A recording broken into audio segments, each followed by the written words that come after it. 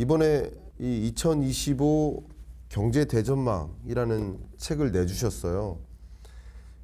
제가 반문 드리겠습니다. 날카로운 반문입니다.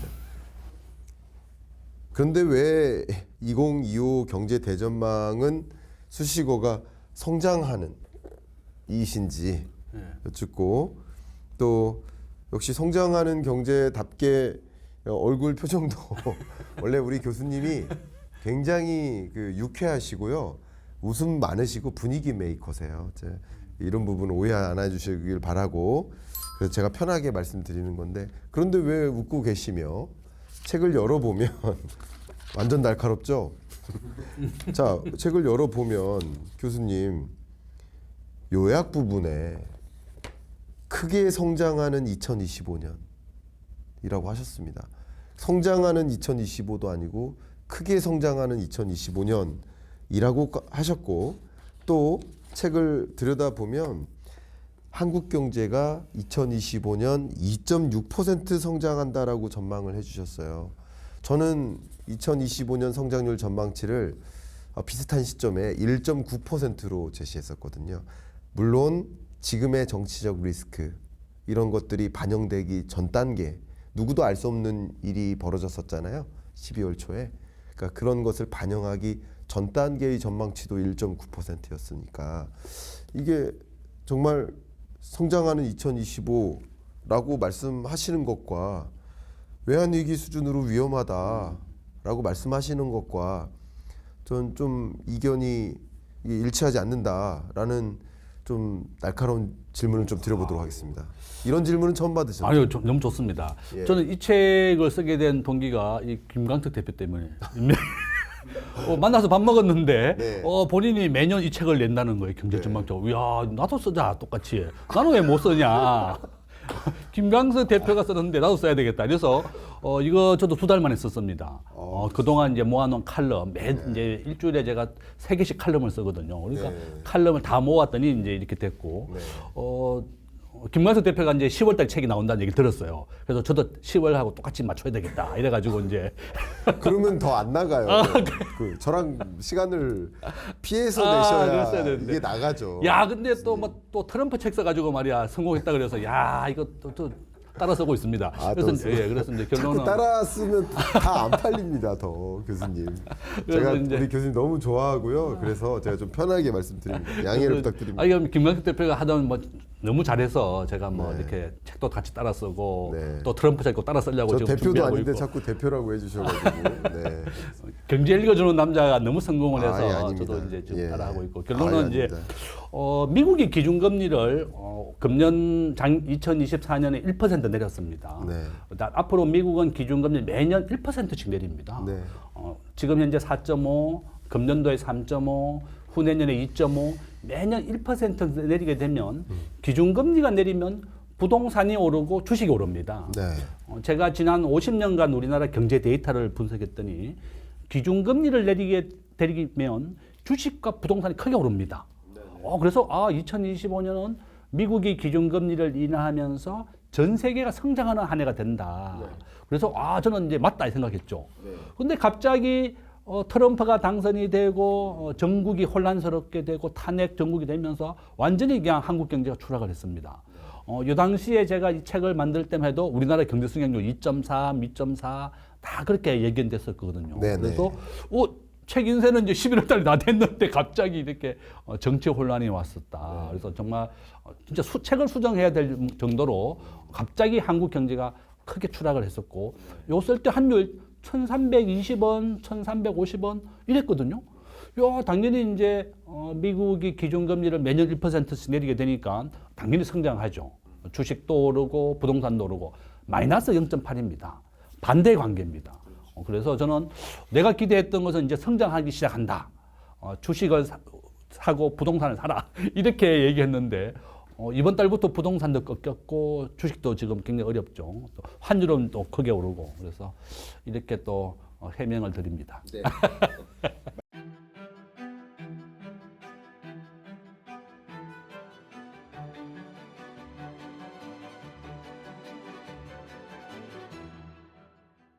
말씀 감사하고요. 저는 이 경제 전망서를 쓴 지도 오래됐지만 책으로 내기 전에도 이 경제 전망에 참여를 연구자로서 참여해온 기간까지 하면 정말 한 15년 정도 경제 전망에 참여를 해왔어요.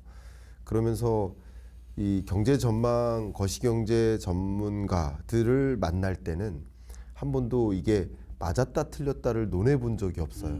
사실 그 숫자가 맞았냐 틀렸냐는 중요한 게 아니라 그렇게 전망하는 근거를 듣는 자리죠. 근데 그 근거, 이런 전제하에 이렇게 전망이 됐는데 예상하지 못한 어떤 변수들이 항상 코로나19와 같은 변수, 러우 전쟁과 같은 변수, 또 역시 지금의 비상계엄 선언과 같은 변수들이 등장하면 그때그때 적절히 수정 전망하는 것이 맞겠다라고 저도 공감합니다. 그런 관점에서 충분히 소명해질 수 있는 계기를 드린 것 같고요. 환율 이야기를 좀 더 집중해 보도록 하겠습니다. 원달러 환율이 2024년 11, 12월 들어서 1,400원대로 치솟았고 그리고 이 1,400원대 환율에서 내려올 기세가 없습니다. 이렇게 강달러가 지속되고 있는 배경을 어떤 면들이 있다라고 혹시 주목해 보시는지 여쭙고 싶습니다. 저는 첫 번째는 첫 번째가 이제 트럼프의 경제 전략입니다. 트럼프. 그 각국의 미국이 경제가 튼튼해지면 미국이 강달러가 되고 원화가 약세가 됩니다. 네. 제가 앞에서 말씀드렸습니다. 1970년 200원에서부터 현재 1,500원까지 82% 확률로 계속 오르고 있습니다. 네.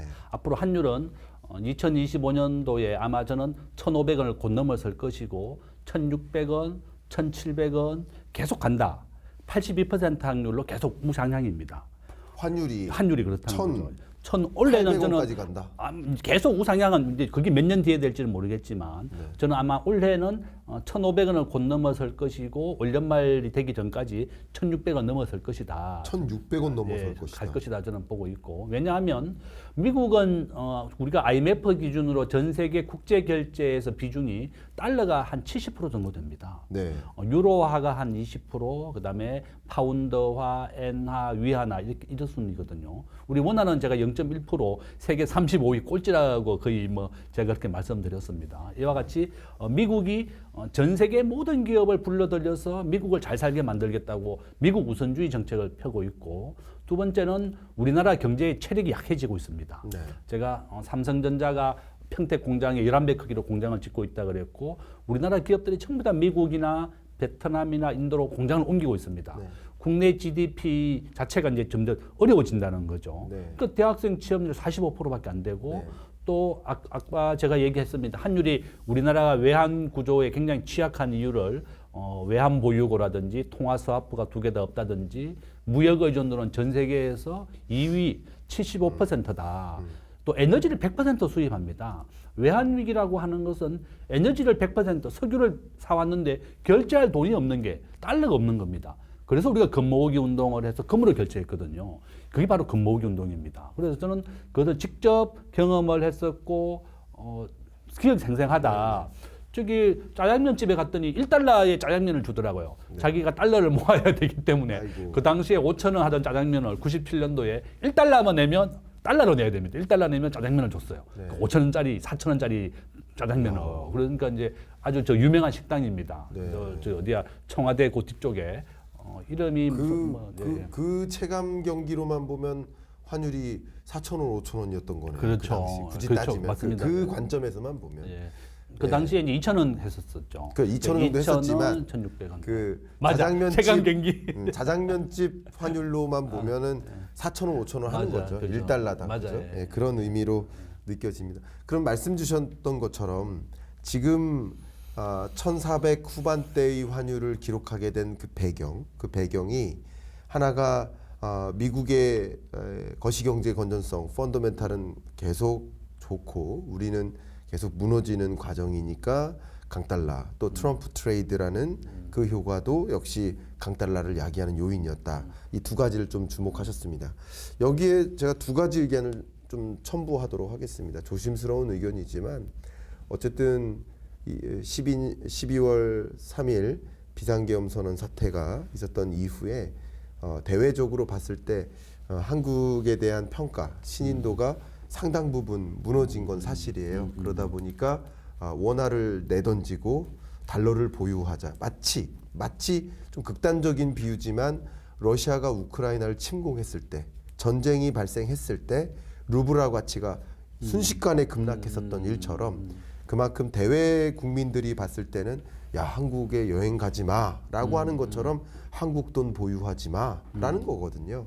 그런 식으로 인식하게 되는 게 소위 정치적 리스크가 점증될 때마다 더 원달러 환율이 치솟고, 정치적 리스크가 조금 완화되는가 할 때마다 다소 또 환율이 진정되는 그런 모습들이 야기됐었다. 역시 정치적 리스크가 12월 이전까지의 리스크 레벨보다 12월 이후의 정치적 리스크가 레벨업 됐다. 이게 역시 지금의 강달러를 만든 배경이다라고 한 가지 또 하고, 마지막 한 가지만 더 첨언한다면 미국의 금리 인하 스탠스는 적극적이지 않아요. 또 그럴 이유도 없고요. 이번 그 최근 12월 FOMC 회의 때도 연준 의장이 어쩌면 지난 FOMC 회의를 한마디로 단어 하나로 추격하면 carefully, 조심스럽게 통화 정책을 단행하겠다. 근데 우리나라는 반면에 12월에 한국은행에서 이례적인 금리 인하를 선언하죠. 예. 그러니까 이거 굉장히 이례적인 일이었거든요. 그러니까 이게 어쩌면 미국은, 그러니까 적어도 시장이 보고 있는 미국 기준금리와 한국 기준금리에 대한 평가가 미국은 조심스럽게 금리 인하하려고 하는데 한국은 정말 더 적극적으로 더 열심히 금리 인하하려는 스탠스다라고 인식하니까 당연히 금리 차가 시장에 인식된 금리 차가 벌어지면서 이게 또 강달러를 야기했다. 그럼 이제 교수님께서 말씀 주신 그 두 가지 배경, 또 제가 말씀드린 두 가지 배경, 이런 것들이 어쨌든 1,400원 후반대의 환율을 만들었다. 이렇게 봅니다. 그러면 지금의 환율보다 1,600원을 뚫고 더 올라간 연말까지 갈 거라고 보시는 근거는 지금 이렇게 강달러를 야기했던 요인 외에 다른 요인이 추가되거나 아니면 지금 말씀 나눴던 한 4가지 종류의 요인이 더 부정적으로 추가적으로 전개될 때 1,600원이 될 수 있다고 보거든요. 그런 지금 1,400원 후반대의 환율이 조성된 것 외에 1,600원까지 갈 수 있다라고 의견을 주셨으니까 그러니까 지금의 배경 말고 그렇게 전망하시는 근거가 어떤 건지 좀 여쭤보도록 하겠습니다. 저는 이제 우리나라의 항상 뭐 대학교 다닐 때 기억나는 게 그거예요. 뭐 정외과 애들, 뭐 경제학과 애들 뭐 밥 먹다 보면 야 정치학과가 중요하냐, 경제학과가 중요하냐, 뭐 이런 얘기 네. 했던 기억이 납니다. 네. 야 우리는 경제는 먹고 살아야 돼. 네. 이런 얘기했지만 야 지금 보니까 정치가 제일 중요한 겁니다. 정치, 경제, 사회, 문화 우리가 이렇게 말을 많이 쓰는데 정치가 혼란스러우니까 모든 것이 그냥 엉망이 돼버렸습니다. 맞아요. 정말 정치가 중요하다는 것을 우리가 이번에 실감을 했었고 기업이나 국가나 CEO, 국가의 CEO는 대통령이고 기업은 CEO가 막 삼성은 이재용 이런 사람이잖아요. 네. 그 기업이나 국가 운명의 한 90%를 좌우한다. 네. 정말 중요한 역할이다. 저는 그렇게 보고 있고요. 네. 우리가 정치가 혼란스러우니까 CDS 프리미엄, 국가 부도 위험입니다. 네. 지금 현재 무디스, S&P, 피치사가 현재는 현상을 유지하고 있지만 경고를 했습니다. 한국의 정치가 더 혼란스럽다 그러면 CDS 프리미엄 올리겠다. 네. 이 CDS 프리미엄 올린다고 하는 것이 한국의 국채이자가 올라간다는 뜻입니다. 네, 네. 아르헨티나 부도 위험도 커지는 예, 거죠. 부도 위험, 네, 국가 네. 부도 위험이 올라가는 겁니다. 네. 아르헨티나 기준금리 지금 100%입니다. 네. 터키 21%입니다. 이와 같이 아르헨티나가 축구는 잘해서 월드컵 우승했지만 국가가 12번째 파산했고 기준금리가 100% 이자를 줍니다. 네. 근데 100% 이자를 준다 그러면 누가 우리나라 사람들 아르헨티나 가서 투자하겠느냐? 네. 그 이제 회수를 못할 가능성도 있는 거죠. 예. 최근에는 아르헨티나가 좀 좋아졌지만 IMF 작년까지 아르헨티나 기준금리 100%까지 올랐었다. 결론은 정치가 혼란스럽다 보니 경제를 포함해서 모두가 좀 어렵다는 것이고, 그다음에 두 번째는 미국의 기준금리 인하를 왜 늦췄느냐. 저는 트럼프가 중국에는 60% 고관세, 캐나다와 그다음에 멕시코에는 우방국인데도 25% 고관세, 한국과 일본은 10% 관세를 때리겠다 그랬거든요. 네. 미국은 일단 좀 더 잘 살기 위해서 그렇게 하겠다고 했는데 저는 트럼프 공약에 과연 몇 %나 실행이 될까? 트럼프는 본인이 취임하면 24시간 내에 우크라이나 전쟁도 끝내겠다고 말은 했었지만 네. 실제로 우리 학자들은 한 6월 정도에 전쟁을 종식시킬 것이다 이렇게 예상을 하고 있고 트럼프도 본인 공약의 약 한 30% 정도만 실행이 될 것이다 이렇게 보고 있습니다. 왜냐하면 미국의 관세를 뭐 10%, 60%까지 때린다 그러면 미국에 크게 물가가 오르는 거거든요. 네. 그래서 미국의 연준이 기준금리를 원래 0.25씩 4번을 내리기로 했습니다. 제가 앞에서 매년 1%씩 내린다고 했는데 금년은 2번만 내리겠다고 한 이유가 바로 트럼프의 고관세 정책 때문에 그런 겁니다. 그러면 미국이 관세를 올리겠다 10% 20% 올리게 되면 미국의 물가가 다시 오르게 되는 거거든요. 미국의 현재 소비자 물가는 2.1%입니다. 아주 낮아졌습니다. 이제 안정이 돼서 기준금리를 원래 더 낮출 예정이었는데 트럼프의 고관세 정책이 실행된다면 미국의 물가는 다시 치솟게 된다. 그래서 미국의 연준이 기준금리를 4번에서 2번은 낮춘 것이고 1981년도에 카터 대통령 때 레이건 대통령으로 바뀌었습니다. 네. 당시의 기준금리가 미국은 21%였습니다. 미국이 21% 기준금리가 지난 50년간, 45년간 우하향했습니다. 이 확률은 88% 확률입니다. 그러니까 미국의 기준금리는 88% 확률로 계속 우하향이고 한국의 원달러 환율은 82% 확률로 우상향이다. 이런 것이 지난 50년간 통계에서 나옵니다. 제가 이제 PPT 보내드렸는데 거기 보시면 달러의 우상향, 그다음에 미국의 기준금리의 우하향. 그래서 저는 아마 트럼프가 이제 취임하고 4년간 재임을 하게 되는데 미국이나 전 세계 경제가 정상적이라 그러면 기준금리는 2%로 안정되게 되어 있습니다. 항상 경제는 성장하는 거죠. 우리가 강아지하고 산책을 제가 매일 나가거든요. 하루에 2번씩. 네. 그러면 우리가 앞으로 나가는 게 국가 GDP나 경제라고 보고 강아지는 왔다 갔다 합니다. 막 옆으로 갔다가.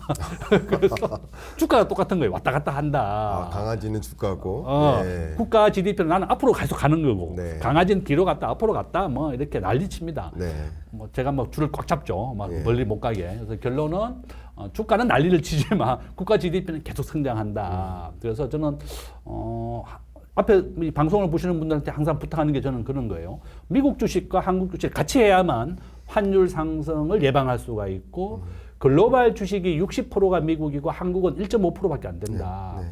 캐나다 연금은 85%를 미국에 투자합니다. 캐나다 연금 자체가 대부분을 90% 정도를 미국에 투자하고 본국에는 15%밖에 안 합니다. 우리 국민연금은 반대로 하고 있습니다. 그래서 결론은 우리가 환율은 제가 뭐 다시 이제 1,480원, 75원 정도 되는데 이게 안정이 되더라도 장기적인 추세는 82% 확률로 우상향한다는 겁니다. 네. 그래서 그렇게 말씀을 드립니다. 아, 네, 말씀 감사합니다. 그럼 어쨌든 특히 환율이 1,600원을 뚫고 연말까지 향할 위험이 있고 그렇게 된 배경은 지금 1,400 후반까지 전개된 여러 가지 배경들, 그 배경들이 더 부정적으로 작용하다 보면 예를 들면 대표적으로 국가 신용 등급이 뭐 강등되거나 혹은 이 신용평가사들이 국가 부도 위험을 좀 더 높게 판단하거나 고조되거나 이럴 경우 더 강달러형 환경으로 놓일 수 있기 때문에 그렇게 보신다라고 의견도 주셨고요. 그런 근거들이 정말 저는 일견 저는 이제 그렇게 보지는 않고 있습니다만 오늘 이제 시간상 그 왜 그렇게 안 보는지를 토론드리기보다 이런 여러 가지 요인들을 보셨을 때 말씀하신 대로 우리 한국의 국가 부도 위험이 고조되거나 신용 등급이 실제 강등되거나 이런 일들이 정말 전개된다 그러면 추가적으로 원달러 환율이 올라갈 수 있다 이렇게 보시면 좋을 것 같습니다. 또 미국이 실제 관세를 언제부터 도입할지 모르겠지만 관세 전쟁의 시대가 올 때 정말 인플레가 야기되고 그러면 금리 인하가 어려워지죠.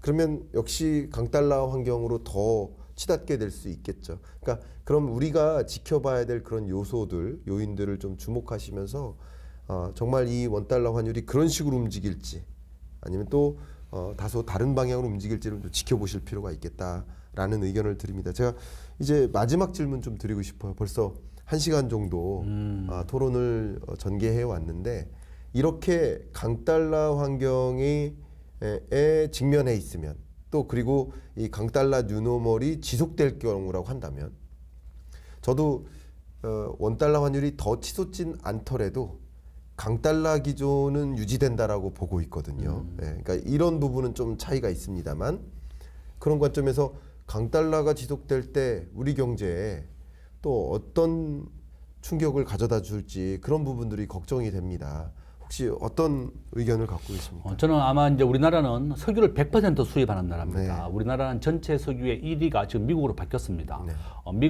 미국산 석유, 미국산 가스가 세계 1위. 미국은 지금 현재 전 세계 석유를 가장 많이 생산하고 있고 맞죠. 또 우리나라도 석유 수입 1위가 미국입니다. 네. 2위가 사우디다. 우리나라는 평균 900조를 수출하고 800조를 수입해서 100조 정도가 흑자국입니다, 원래. 근데 이제 중국에서 그동안 많은 흑자를 내다가 지금은 거의 똔똔으로 돌아섰고 미국에서 지금 흑자가 많이 남기고 있습니다. 그 트럼프의 입장에서는 한국의 방위비도 좀 올려달라, 9배 올려달라. 트럼프는 미치광이 전략을 씁니다. 한국의 방위비 9배 올려, 6배 올려 막 이렇게 얘기하면 한국 정부가 한 10% 올려주려고 하다가 그럼 2배만 올려줄게 이렇게 한다는 겁니다. 그렇죠. 트럼프는 사업가 출신이고 본인이 2조 정도 돈도 있는 사람입니다. 그래서 미국을 그렇게 하겠다는 거고 결론은 저는 이렇게 석유 수입을 100% 수입하는데 이렇게 강달러가 된다 그러면 석유 수입 가격이 오르고 그렇죠. 우리나라 내수가 더 어려워지는 겁니다. 전 세계에서 자영업자 비율이 가장 많은 나라가 우리나라고 우리나라 전체 근로자가 3,200만 명 정도 됩니다. 이 가운데 한 20, 30%가 자영업을 하시는 분들이 포함되어 있고 결론은 이렇게 환율이 오른다 그러면 내수 경제 당연히 수입 가격이 오르기 때문에 내수 경제도 어려워지고 우리나라 수출에 대한 경쟁력도 떨어지고 이런 것이 다 복합적으로 된다. 그래서 저는 앞에서 계속 반복하는 얘기가 저는 정권회사에 이제 97년도 입사해서 한 30년 정도 계속 주식시장이나 금융시장을 봤었는데 어떤 교수가 우리나라 1등 주식을 사서 1조를 벌었다는 뉴스를 봤어요. 네. 그분은 정말 충격적이었죠, 제가. 그래서 이제 이분은 자기가 월급을 받으면 직장인은 돈 버는 방법이 주식밖에 없다. 이렇게 얘기하면서 월급을 25% 받으면 월급날 무조건 국내 1등 주식만 하는 거예요. 네. 그래서 70년, 80년대 뭐 정유주, 그 다음에 은행주 하다가 지금은 삼성전자입니다. 그래서 이제 그분은 2000년도부터는 삼성전자가 한 15배 정도 올랐다고 그러더라고요. 결론은 저는 이제 바꿔가지고 미국의 1등 주식만 삽니다. 네. 미국의 1등 주식은 지금 애플이고, 엔비디아, 마이크로소프트 세 개가 왔다 갔다 했는데 다시 이제 애플이 1등이 됐습니다. 그러니까 결론은 환율 방어를 하기 위해서는 저는 애플을 주식 사라는 게 아니라 미국의 1등 주식을 사라. 그러면 개인의 재산에 대해서는 환율 방어를 최고의 방법이다. 저는 그렇게 말씀을 드립니다. 네, 말씀 정말 감사하고요. 벌써 1시간여 동안 이렇게 저와 토론을 이제 벌여주셨는데요. 정말 좋은 토론과 교수님의 뷰와 진단 공유해 주셔서 정말 감사하고 마지막으로 여러분께 성장하는 2025 경제 대전망 이 책을 또 집필해 주셨기 때문에 더 구체적으로 교수님께서 어떤 30대 경제 트렌드들을 주목해야 될 것을 강조하고 계신지 한번 책을 통해서 더 구체적으로 들여다보고 싶으시다 하시면 제가 이 고정 댓글을 안내해 드릴 테니까 찾아서 또 책을 또 일독해 봐 주시기를 추천드릴 수 있도록 하겠습니다. 자, 이렇게 1시간 조금 넘게 경인남과 토론합시다 출연하셔서 토론을 진행해 주셨는데 토론에 참여하신 의견을 한번 마지막으로 그 소감 말씀 여쭙고 마무리하겠습니다. 예, 저는 뭐 경제 읽어주는 남자 김광석 대표 너무 잘하고 있습니다. 제가 따라서 책도 썼고, 야, 너무 뭐 대단합니다. 어떻게 이렇게 경제 정말 해박하냐. 저는 많이 배우고 있고 또 김광석 대표를 따라해야 되겠다. 네. 그래서 또 따라서 유튜브 채널 유튜브도 또 하고 싶고 저도 뭐 저는 좀 못하고 있는데 네. 하여간 대단합니다. 그래서 저는 아닙니다. 하여간 뭐 우리는 지나고 지내고 있습니다. 그래서 네. 오늘 또 초대해 주셔서 너무 감사합니다. 예, 제가 감사하고요. 교수님이 주신 또 그런 경고성 견해, 또 우리는 어떻게 대응해야 될지에 대한 대응책에 대한 제안, 이런 것들이 잘 또 어우러져서 여러분들이 다각도로 경제를 보고 혹여나 미처 대응하지 못하는 일이 없도록 또 중요한 참조 의견 주신 거 감사하게 생각하고 많은 분들이 참 많이 배울 수 있는 시간이었다라고 생각하셨으리라 믿습니다. 저도 많이 배웠습니다. 오늘 감사합니다. 고맙습니다. 네. 많이 배웠습니다. 감사합니다. 예.